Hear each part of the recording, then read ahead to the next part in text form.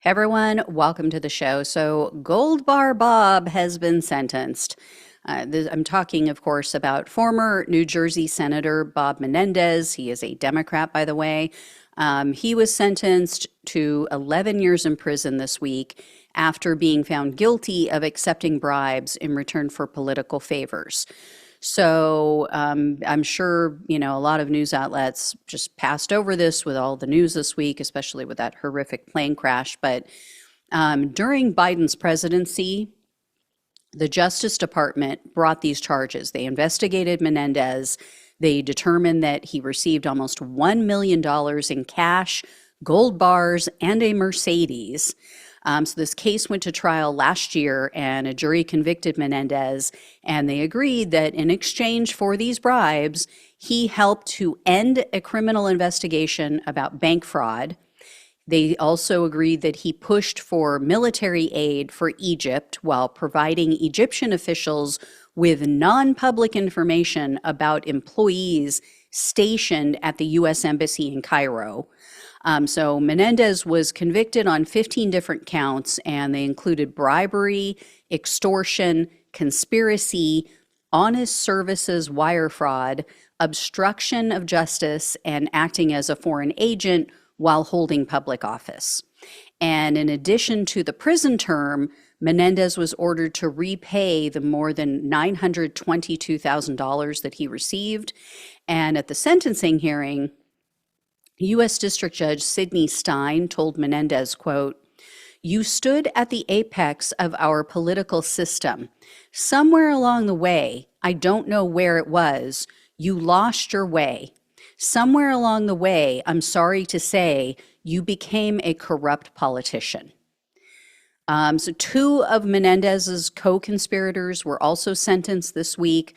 Wael Hanna, who goes by the name of Will, he received an 8-year sentence, actually 8 years and 1 month in prison to be exact.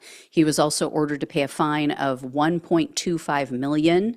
And then one of Hanna's business associates, a guy named Fred Dabes, I believe is how you pronounce it, Daibes or Dabes, I'm not sure, Daibes. He was ordered to serve 7 years and 2 months, and he owes $1.75 million in fines. So this Dabes or Daibes, he had been indicted in the bank fraud case, and that's the case that Menendez helped to quash, and then he funneled cash and gold bars to Menendez as a thank you. There was a third co-conspirator named Jose Uribe. He was another business associate of Hanna, and also this Dabes or Daibes. He took a plea deal and cooperation deal, and then he testified against everyone else in the trial.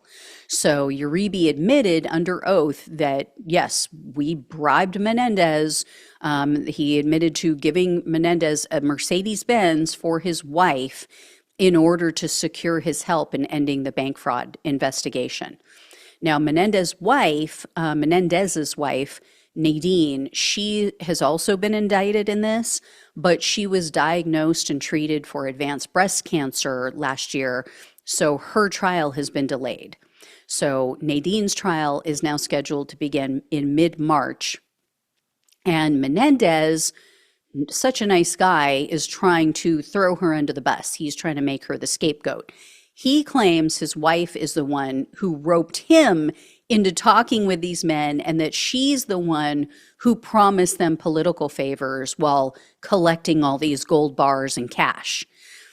So Menendez is planning to appeal this decision in this case, and he's going to use that as a defense. Again, such a nice guy, isn't he? Wife is dealing with breast cancer, but I'm going to throw her under the bus. So we'll see how that works out for him. And I should mention again, he is a Democrat. So he is a perfect example of why we all need to pay attention, why we can't just assume that someone is a good person and they're going to do the right thing and they're not corrupt based on the letter behind their name. We all need to do our own research, left, right, and center. Corruption is unacceptable, whether it's, committed by a Republican, a Democrat, an independent, Green Party candidate, whomever it is, any public official. We need to condemn it. And we need to not put these people in office to begin with. So anyway, guys, like I said, we'll keep an eye on this. I will let you know what happens with his wife and, his gross testimony against her, which we're anticipating, and whatever comes from this. So hopefully, I don't know, maybe at this point she'll see how he was sentenced.